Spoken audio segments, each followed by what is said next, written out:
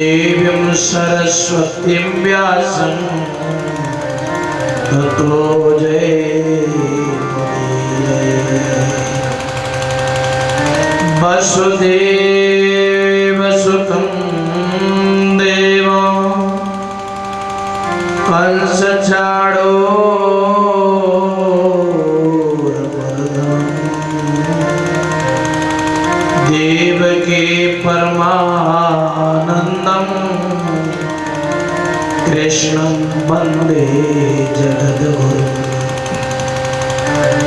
कृष्णाय वासुदेवाय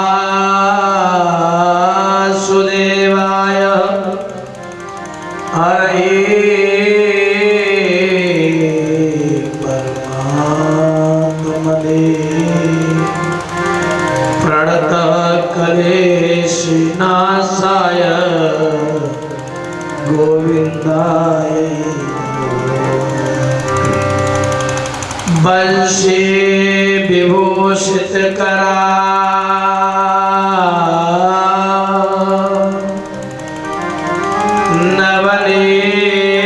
नवनीरदाभा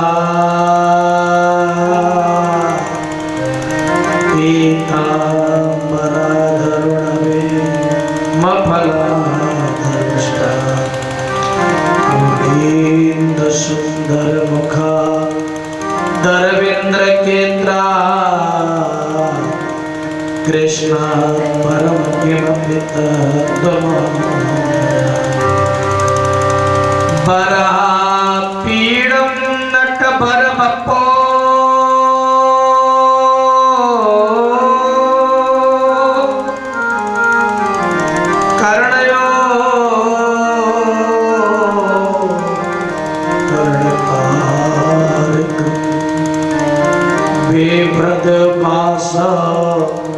कनिक कपिशं वेदयन्ती रन्ध्राणुवेण सुदया पूरयन् गोपवृन्दै वृन्दारण्यं स्वपदरमणं प्राविशद्गीतकीर्तये। आइए आज की सप्तम दिवस की कथा में प्रवेश करते हुए और पारम परमात्मा के चरणारविंद की तरफ चलते हैं, जहाँ भगवान की मांगलिक दशाएं भूत कथा हुआ करती है। आइए चलते हैं 2 मिनट संकीर्तन की। मेरे मोहन प्यारे कन्हैया, मेरे मोहन प्यारे कन्हैया, तेरा जलवा कहाँ पर नहीं।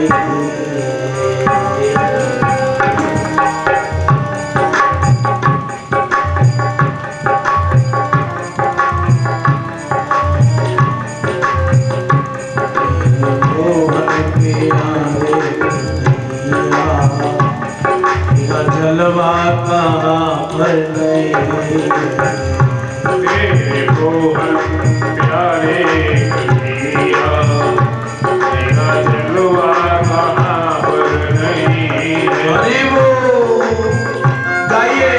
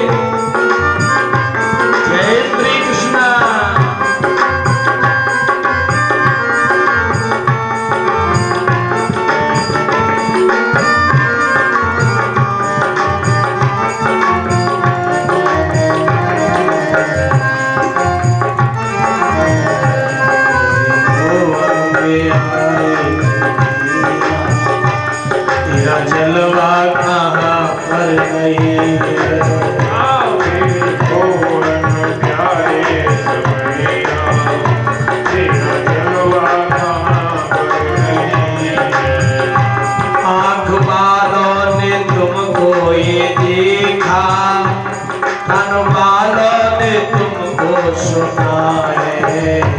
आँख वालों ने तुमको यूं देखा, कान वालों ने तुमको सुना है। आँख वाले तुम्हें पहचाने, आँख वाले तुम्हें पहचाने, जिनकी आँखों में पर्दा नहीं है।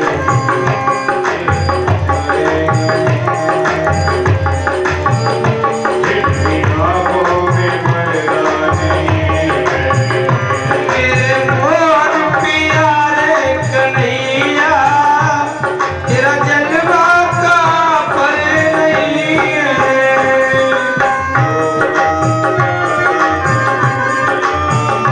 तेरा जलवा कहाँ पर नहीं। हरि बोल भैया।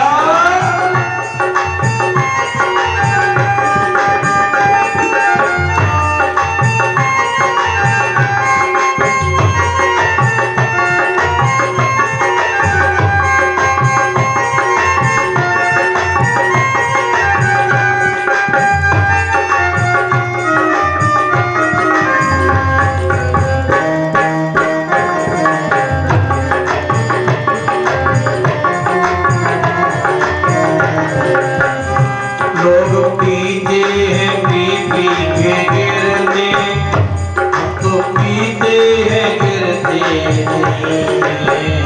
लोग पीते हैं पीते हैं गिरते, हम तो पीते हैं गिरते नहीं हैं। लोग पीते हैं पी पी के गिरते, हम पीते हैं गिरते नहीं है। लोग पीते हैं पीते हैं गिरते, हम जो पीते हैं गिरते नहीं हैं। पीते हैं सत्संग प्यारा, तो पीते हैं सत्संग प्यारा। ये अंगूरी मदरा नहीं है।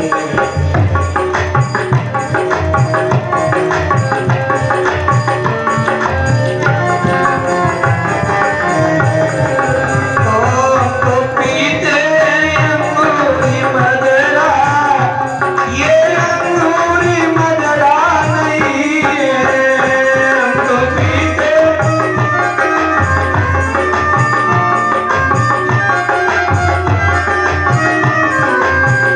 मेरे बहुत प्यारे कन्हैया, तेरा जलवा का पर नहीं है। प्यारे तेरा जलवा कहाँ पर नहीं। श्री राधे।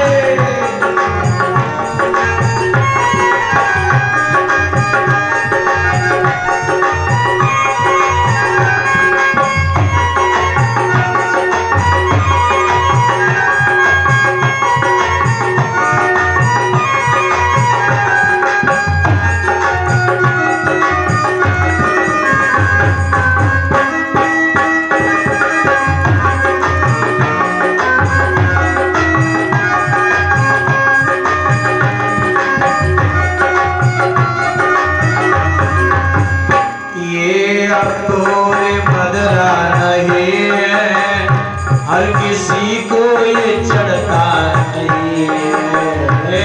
ये अंगूरी मदरा नहीं है, हर किसी को ये चढ़ता नहीं है। ये अंगूरी मदरा नहीं है, हर किसी को ये चढ़ता नहीं है। ये अंगूरी मदरा नहीं है, हर किसी को ये चढ़ता नहीं है।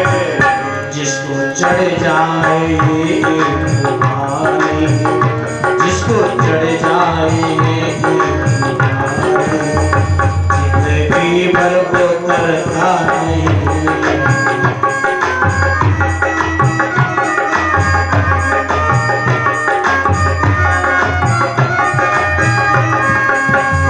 जिसको चढ़ जाए तो भारी, जिंदगी वो करता नहीं है। जिसको चढ़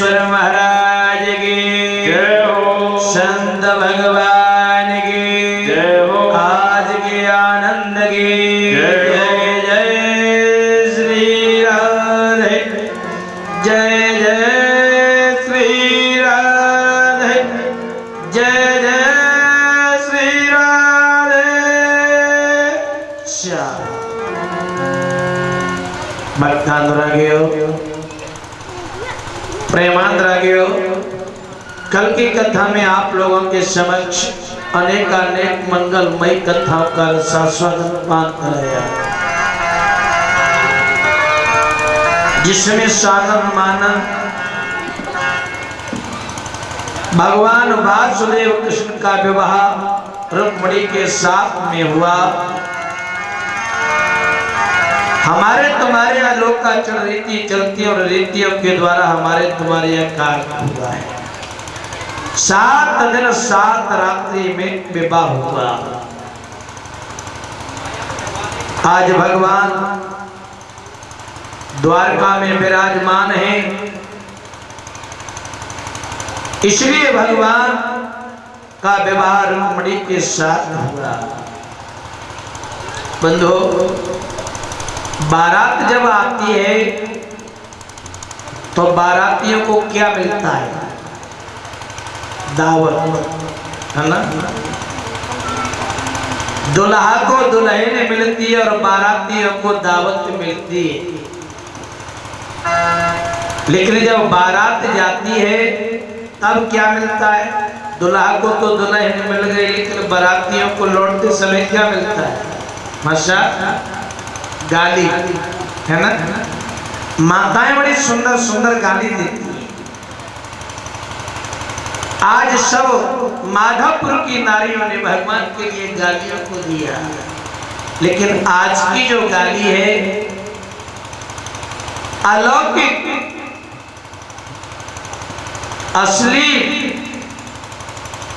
लेकिन परमात्मा की पहले जो गालियां हुआ करती थी वो लौकिक गालियां हैं, बड़ी सुंदर है।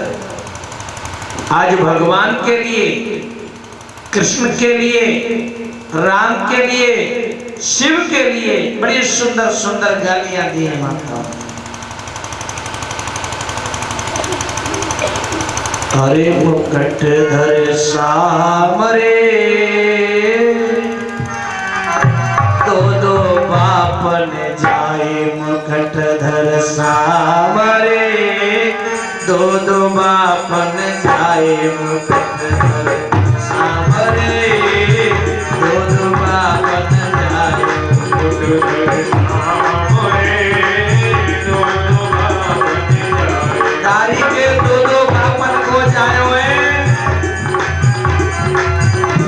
मुकुट धर सामरे, दो बापन जाए मुकुट धर।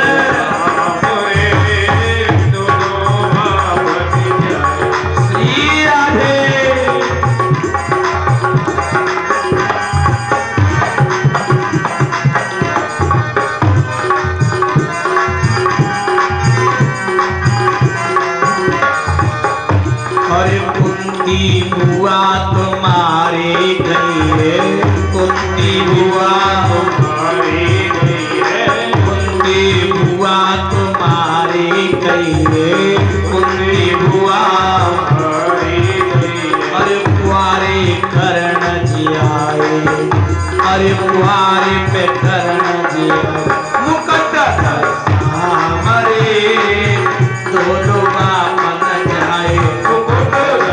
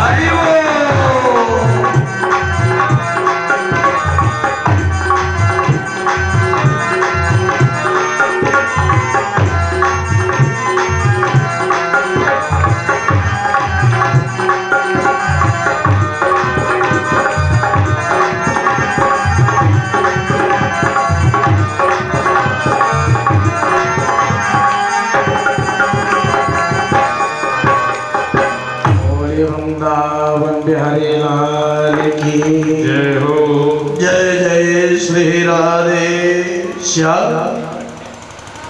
आज सुखदेव जी वर्णन करने लगे हे राजन परीक्षित, इन प्रकार से रुक्मिणी के साथ श्याम सुंदर का पांडव संस्कार हुआ।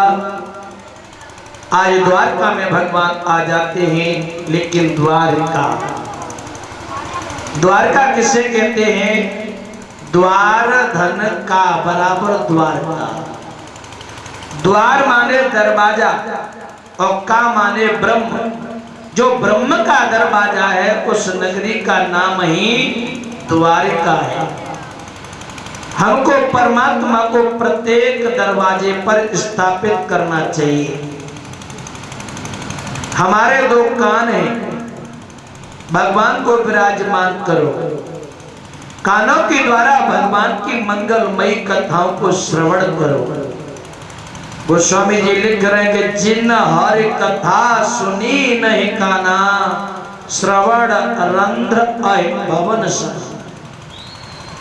जिस मनुष्य ने भगवान की मंगलमयी कथा इन कानों से श्रवण नहीं की, उस मनुष्य के कान बताए अहे आय माने सर्प का बिल नहीं होता, उस बिल के समान बताए।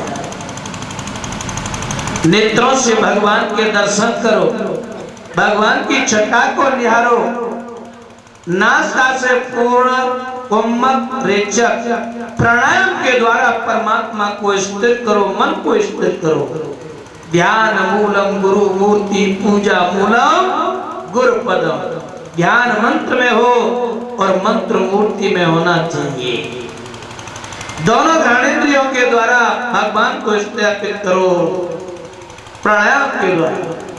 सातवां मुख, मुख के द्वारा भगवान का गुणानुवाद करो, संकीर्तन करो। लिखा है भागवत के अंदर, यत फलम नास्ति तपसा योगे समाधिना तदपथम लवते सम्यकौ कलौ केशव कीर्तना। तदफलम लवते सम्यकौ कलौ केशव कीर्तना। जो फल सतयुग द्वापर त्रेता में यज्ञ अनुष्ठान सत्य कर्म करने से प्राणी को मिलता था, और वो फल कल काल कलयुग में भगवान का कीर्तन नाम को ज्ञान करने से मिल जाता है। इन प्रकार से मुख पर भगवान को भी स्थापित करो। ये 7 दरवाजे हैं, लेकिन लुंगुदा को मानता नहीं दी। 7 और 2 9 हो गए। 10वां हमारा ब्रह्मरंध्र का दरवाजा है। जीव को आते हुए किसी ने नहीं देखा और जाते हुए भी नहीं देखा, कि वो 10वां ब्रह्मरंध्र का दरवाजा तोड़ करके चला जाता है। जब ये जीव परमात्मा की भक्ति करता है, बुद्धि लगा देती है 6 चोरों को, काम क्रोध लोभ मोह चित्त अहंकार। जीव को निकलने मत देना। पहरेदार बैठा दिए जाते हैं शरीर रूपी गाड़ी में, 6 चोर बैठे हैं। जब ये जीव भक्ति करने जाता है तो ये चोर करने नहीं देते हैं भक्ति को। तब ये जीव आत्म दुखी हो जाता है। तब 10वें दरवाजे को, ब्रह्मरंध्र के दरवाजे को तोड़ करके ये जीव परमात्मा में मिल जाता है। ये जीव ईश्वरमय हो जाता है। ईश्वरांश जीव अविनाशी चेतन अमल सहज सुख राशि। ईश्वरी पुत्र जीव है। जब ये दरवाजा तोड़ के चला जाता है बंधुओं, मेरे प्रभु में जाके मिल जाता है, ईश्वरमय हो जाता है।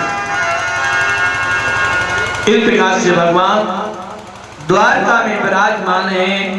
अब भगवान की यहाँ 1 वर्ष के बाद में रुक्मिणी के द्वारा एक पुत्र पैदा हो गया। कामस्तु वासुदेवांशो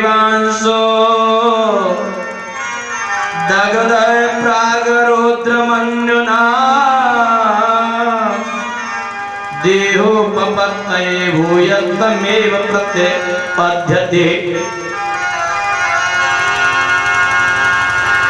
अब यहाँ रुक्मिणी के द्वारा एक पुत्र पैदा हो गया जिसका नाम रखा गया प्रद्युम्न। शंबासुर हरण करके प्रद्युम्न को ले गया छठ में। सष्टे अहन जात मात्रं तो प्रद्युम्न सूतिकाग्रहा ममेव हन्ते तमुनि हृतवान् काल संवरः। आज काल संवर हरण करके छठ में सूत का गृह से ले गया और उस बालक को ले जाकर के समुद्र में पटक दिया। उस समुद्र में बड़े मत्स्य ने बालक को निगल लिया। मछुआरों ने क्या किया, एक दिन आके जाल डाला और जाल में मछली आ गई और जाकर के रसोइयों में लेकर के शंबासुर को भेंट कर दिया। उसका आगे चल करके रसोई में विच्छेदन किया गया और जैसे ही विच्छेदन किया गया, पेट चीरा गया तो एक पुत्र निकला। वह पुत्र मायावती को लाकर के दे दिया। रसोई बनाने वाली मायावती थी तो मायावती को दे दिया। इस प्रकार से देख करके जीवित बालक को देख करके चकित रह गई। ये बालक चकित रह गए। दृष्टवा दूरे बालम मायावत्यैव वेदयति। मायावती नाम की जो स्त्री है बंधो, वास्तव में ये रति थी और रति के पति भस्म हुए थे कामदेव। वही कामदेव यहाँ प्रद्युम्न के रूप में आए हैं, जो भगवान शिव जी ने पूर्व जन्म में इसको भस्म कर दिया। जब रति ने देखा कि मेरे पति को भस्म किया है, रोती बिलखती जाती है, भगवान शिव जी की आराधना करती है। भगवान ने करती, आप चिंता न करो, मैं तुम्हारी तपस्या से प्रसन्न हूं। अब आपको मैं वरदान देती हूं कि कृष्ण तनय होइए पति तोरा, बचन आनता होए न मुरा। हे रति, चिंता न करो, जाओ इस जन्म में नहीं, दूसरे जन्म में द्वापर में तुम्हारे द्वारका में कृष्ण के पुत्र होंगे, तुम्हारे पति होंगे जिनका नाम होगा प्रद्युम्न। इस प्रकार से आज रति समझ गई, वही मेरे पति आए हैं और ये पुत्र के रूप में, पति के रूप में स्नेह करती है। आज रति जब स्नेह करती है, एक दिन प्रद्युम्न ने कहा, मैया आप मुझे पति रूप में कैसे स्नेह करती हो? अंते अधिकता पत्नी रति कामो भवान प्रभो। तब कहा, हे प्रभु, आप श्री कृष्ण भगवान के पुत्र प्रद्युम्न हैं और पूर्व जन्म की मैं आपकी पत्नी रति हूं, मेरा नाम रति है। आपने कैलाशपति शंकर भगवान ने आपको भस्म कर दिया था, तब मेरे बिलखने पर, उनका ध्यान करने पर वरदान दिया था।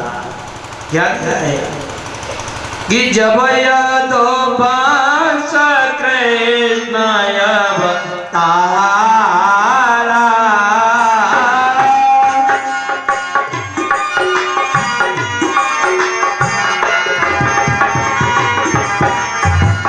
जब यादो पास कृष्ण अवतारा, जब यादो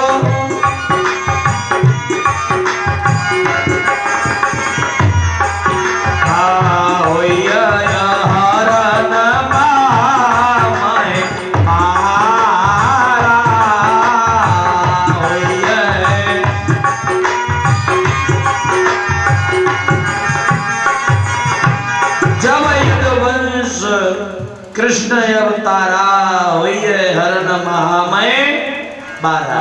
सुनो, जब कृष्ण भगवान का अवतार हो जाएगा, देवी और उन्हीं की पत्नी के द्वारा पुत्र जो पैदा होगा उसका नाम प्रद्युम्न होगा, वही तेरे पति होंगे। कृष्ण तनय होई है पति तोरा, और वचन अन्यथा होए नहीं मोरा। मेरा वचन अन्यथा नहीं होगा देवी। इसलिए महाराज आप वही कामदेव के रूप में यहाँ पर आए हुए हैं। इस प्रकार से आपका जन्म सम्मासुर को मारने के निमित्त हुआ है। इस प्रकार से ये माया सम्मासुर अनेक प्रकार की माया को जानता है बंधु,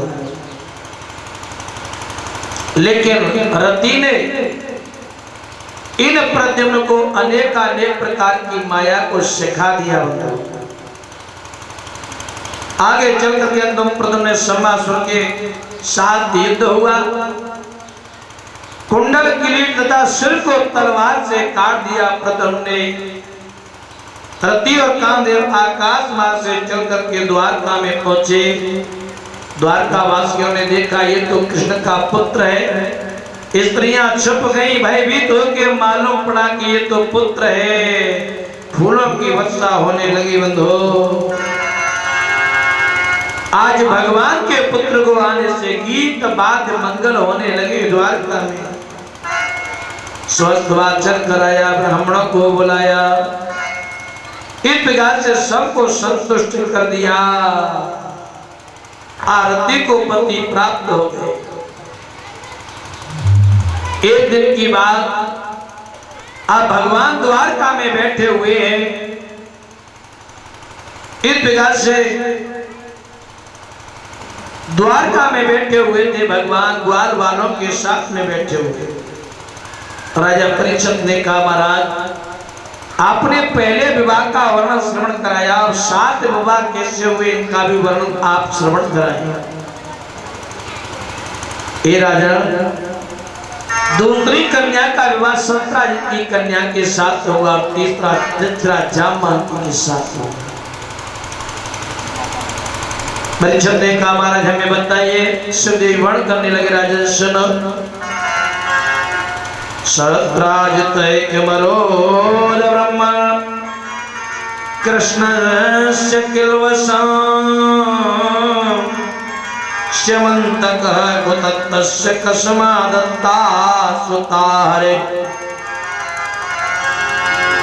हे प्रभु, भगवान का कौन सा अपराध किया था? स्यमंतक मणि कहां से मिली और सत्राजित ने अपनी कन्या को दे दिया? ये कथा विस्तार से सुनाओ।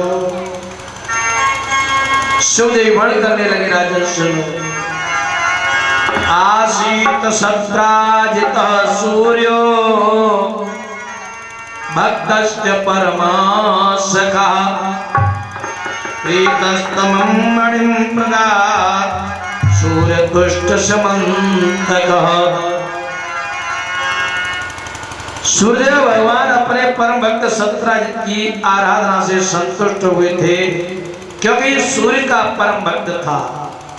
भगवान सूर्य ने क्या किया? प्रसन्न होकर के अपनी मणि सत्राजित को दे दी। जब मणि को सत्राजित को दे दिया बंधु, एक दिन सत्राजित उस मणि को बांध करके द्वारकापुरी के लिए गया और जैसे वहां पहुंचा मालूम पड़ रहा था कि एक सूर्य तो पूरब में निकल रहा है और दूसरा पश्चिम में। कन्हैया ये सूर्य कहां से निकल रहा है? भगवान कहने लगे सूर्य नहीं है, ये सत्राजित सूर्य का परम भक्त है, मणि को बांध के आ रहा है और ये मणि सूर्य के समान चमकती है। आगे सत्राजित आ गए। इस प्रकार से पूछने लगे, नारायण नमस्ते अस्तु शंख चक्र गदाधरा दामोदरा विंदास गोविंदम यदुनंदन। हे दामोदर, हे गोविंद, हे चक्र गदा को धारण करने वाले दामोदर गोविंद, आपको मेरा बारंबार प्रणाम है। आप हमें ये बताओ, सूर्य के समान चमकने वाला ये कौन है? ग्वालों ने पूछा। भगवान बोलने लगे, सत्याजित है, सूर्य का परम भक्त है। फलस्वरूप भगवान ने प्रसन्न होकर इसको मणि दे दी है, सूर्य के समान चमकती है। ये द्वारका वासियों जहां मणि रहती है वह महामारी, सर्प भय, मानसिक शारीरिक भय, आपदाएं नहीं आती। जिस जगह मणि होती है वहां महामारी नहीं आती है। वैसे तो कुछ विद्वानों का ऐसा मत है, हमारे 84 कोष के बीच में एक मणि रहती है, मणिधारी सर्प रहता है। लेकिन महामारी, आज भी महामारी चल रही है, कोरोना काल है। और वैसे तो महामारी प्रत्येक 100 वर्ष के बाद में आती है। फ्लू आया, मलेरिया आया, और भी आई बीमारी, और आज आपका कोरोना काल का समय चल रहा है। मतलब महामारी का समय आता है। अधिक महामारी वर्षों के बाद आती है, और एक वार्षिक महामारी आती है, वर्ष में 2 बार। भागवत के अंदर ये पुराण में कथा नहीं आती है, लेकिन देवी भागवत महापुराण में आता है कि जो माताएं व्रत रखती हैं नवरात्रि का, कुआर के महीने का और चैत्र के महीने का, ये व्रत क्यों रहा जाता है? ये देवी भागवत के अंदर कथा आती है। रहने का कारण ये है कि शरद ऋतु जाती है और गर्म आती है, या विस्फोट हो जाता है। सर्दी जुकाम छोटी मोटी महामारी आती है, जब विकराल रूप ले लेती है तो अन्य रोग बन जाते हैं। उस रोग निवारणार्थ के लिए ये 9 दिन का व्रत किया जाता है। माँ को जल चढ़ाया जाता है, माँ की क्रोधाग्नि को शांत करने के लिए जल अर्पण करती है माताएं। इसलिए वर्ष की 2 बार ये महामारी आती है, छोटी मोटी उनके निवारण के लिए व्रत किया जाता है। और जो वर्षों की महामारी आती है उनके लिए मानव को चाहिए धर्म, कर्म, भजन, पूजन करना चाहिए। बंधु, कितनी भी महामारी आ जाए तुम्हारा बाल बांका नहीं होता, लेकिन वही काल हम में से एक व्यक्ति अकर्म करता है और एक धर्म करता है। बंधु, तो अकर्मी व्यक्ति बच नहीं सकता, धर्मी व्यक्ति पर संकट तो आएगा लेकिन बाल बांका नहीं होता। आज वही परीक्षा का वर्ष है। शास्त्रों में तो इसमें भी लिख दिया, महामारी आई थी, शिव महापुराण के अंतर्गत दी गया है।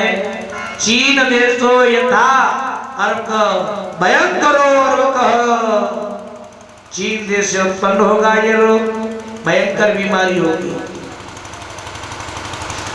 दूसरी बात, रामचरितमानस में भी उत्तरकांड में 123 दोहा से लेकर के लिखा गया है, जो जीवों की, जंतुओं की, बिच्छुओं की, सर्प की जो हत्या करेगा, चमगादड़ों की, यही रोग फैलाएंगे। रामचरितमानस में भी लिखा है, ते चमगादड़ होए न जाई, और वही जाकर के रोग सिद्ध कराएंगे।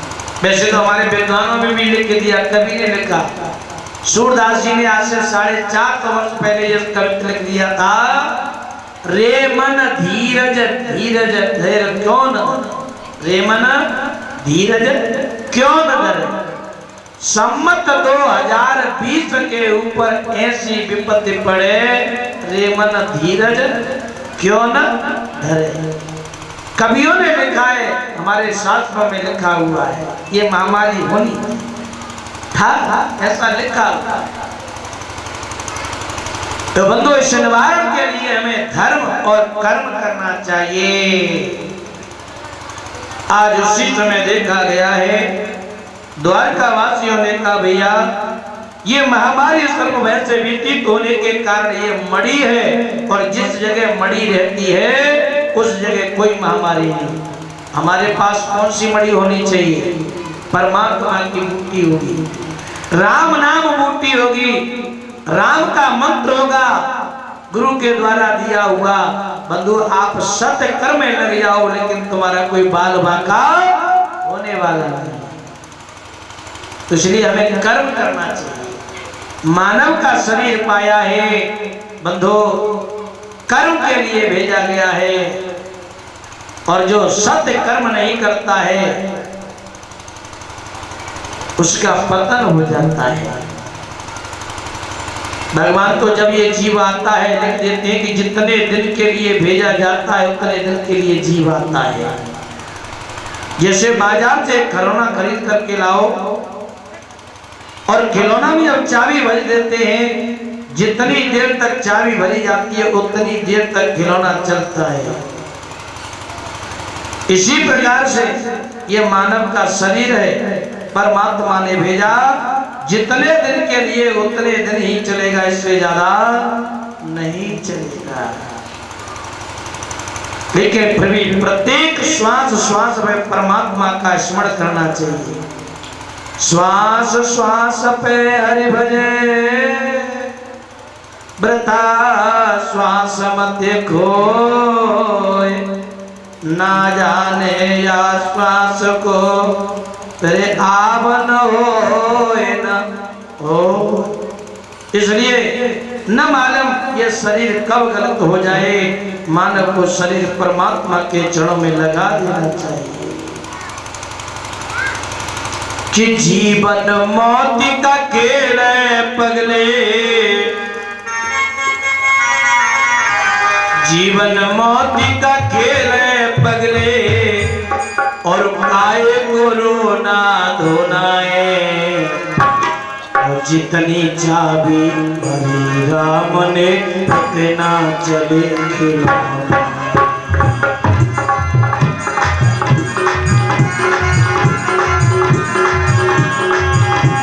जितनी चाबी भरी राम ने उतना चले खिलौना।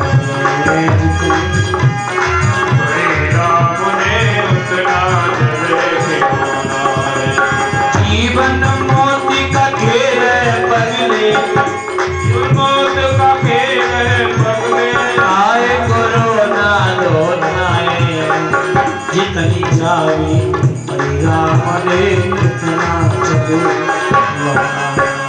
जितनी चाबी भरी राम ने उतना चले। श्री राधे।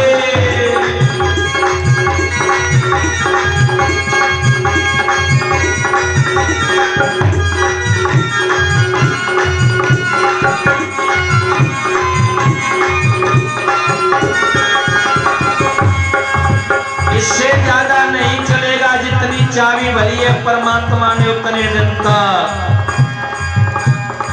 लेकिन सत्य कर्म करोगे तो उद्धार हो जाएगा, कर्म करोगे बंधु नरक मिल जाएगा।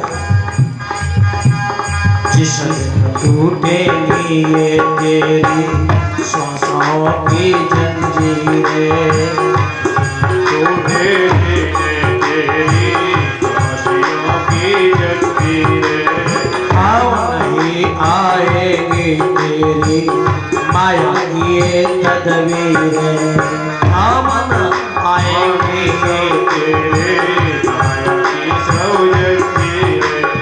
नहीं किसी के साथ गया है, नहीं किसी के साथ गया है, ना चांदी ना सोनारी, जितनी चाबी हमने उतना चले खिलौना। जितनी चाबी हमने उतना चले। जीवन मौत का खेल है पगले, जीवन मौत का खेल है पगले, काय गुरु ना धोनाए, जितनी चाबी उतना चले खिलौना। जितनी चाबी राम ने उतना चले। श्री राधे।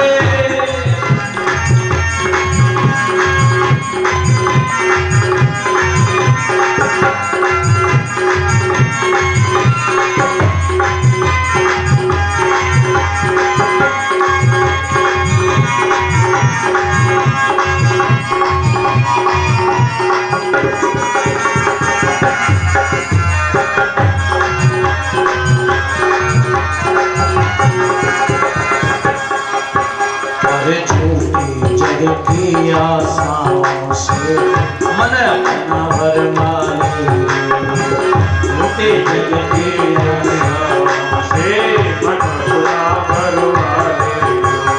गंगा या जमुना में जाके मलमल खरुआ नहाए गंगा और यमुना में जाएंगे, खरुआ को नहाएंगे।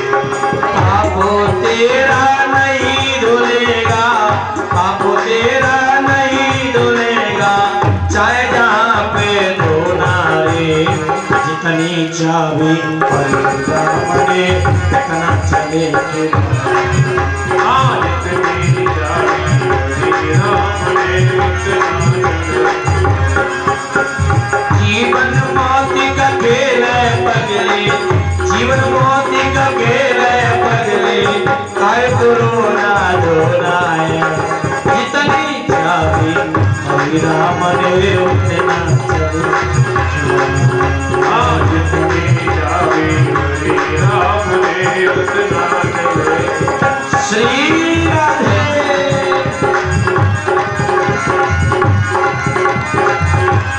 हरि बोल।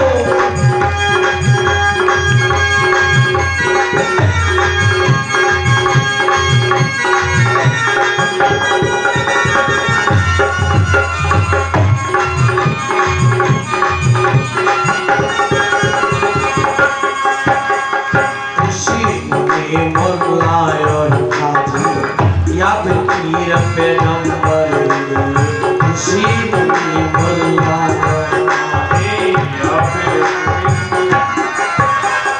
खुशी मुझे मुल्ला और काजी या फिर पीर पैगंबर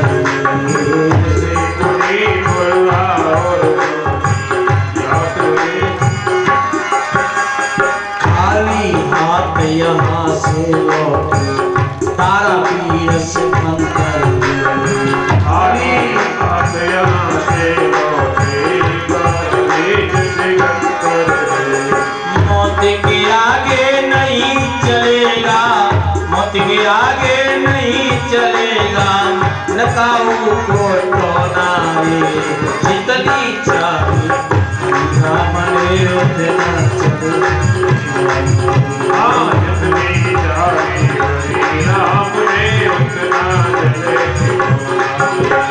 जीवन मौत का खेल है पगले, जीवन मौत का खेल है पगले, काय करो ना रोना है।